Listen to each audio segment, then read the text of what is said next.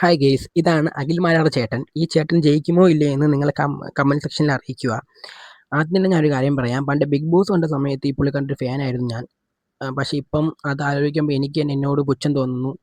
ഇതുപോലത്തെ നിലപാടില്ലാത്ത ഒരു ആളെ ഫാനായിരുന്നു എന്ന് ഞാൻ ആലോചിക്കുമ്പോൾ, ഇപ്പം ഫാനല്ല, ആ സമയത്ത് ഫാനായിരുന്നു. കാരണം ആ സമയത്ത് ചിലപ്പം കുറേ പേര് ഫാനാവാൻ ചാൻസ് ഉണ്ട്. കാരണം ഈ പുള്ളിക്കാരൻ്റെ ഗെയിം പ്ലേ ആ സമയത്ത് അടിപൊളിയായിരുന്നു.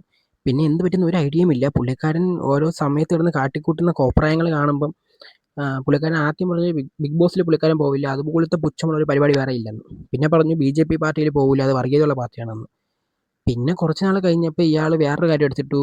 പണ്ടത്തെ സ്ത്രീകൾ എന്തോ പ്രസവിക്കുന്നത് എൻജോയ് ചെയ്താണ് എന്നൊക്കെ പറഞ്ഞ് ഇയാൾക്ക് ഒരു വിവരമില്ലാത്ത കുറേ കാര്യങ്ങളെക്കുറിച്ച് ഇയാൾ ഇരുന്ന് പറയുന്നുണ്ട്.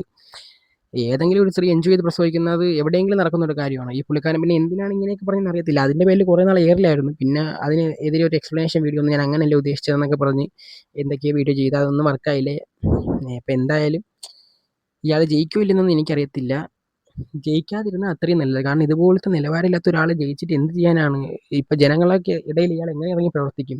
ഇയാൾ ഇന്ന് പറയുന്ന കാര്യമല്ല നാളെ പറയുന്നത്. അങ്ങനെ അങ്ങനെ ഓരോ സമയത്ത് പലതും പറയുന്ന ഇയാൾ ജയിച്ചിട്ട് അതിനും കൂടുതലൊന്നും എനിക്ക് ഒന്നും അറിയത്തില്ല.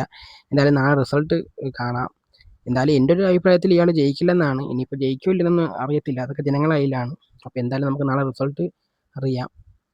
പിന്നെ ചാനൽ ആദ്യമായിട്ട് കാണുന്നവരാണെങ്കിൽ ദയവായി ചാനൽ സബ്സ്ക്രൈബ് ചെയ്ത് സപ്പോർട്ട് ചെയ്യുക. ഇതെൻ്റെ ഒരു പുതിയ ചാനലാണ്. എൻ്റെ പഴയ ചാനൽ അതൊന്നും എങ്ങനെയോ ഡിലീറ്റ് ആയിപ്പോയി. അപ്പോൾ ഇതൊന്ന് സബ്സ്ക്രൈബ് ചെയ്ത് സപ്പോർട്ട് ചെയ്യുക. ഇനി ഇതുപോലത്തെ നല്ല നല്ല കണ്ടൻറ്റ് ചെയ്യാൻ ഞാൻ മാക്സിമം ശ്രമിക്കാം. അപ്പോൾ എല്ലാവർക്കും ബൈ.